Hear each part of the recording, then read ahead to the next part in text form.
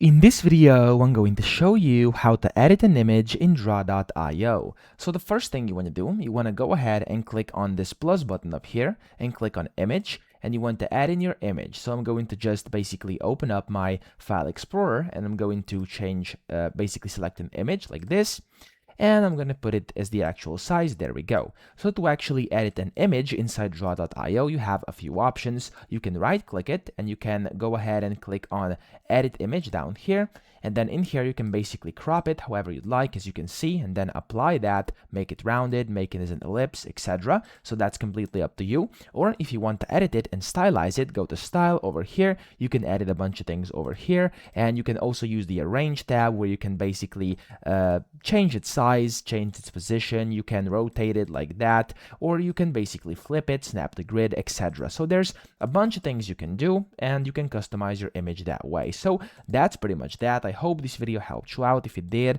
please subscribe to the channel and help me out as well.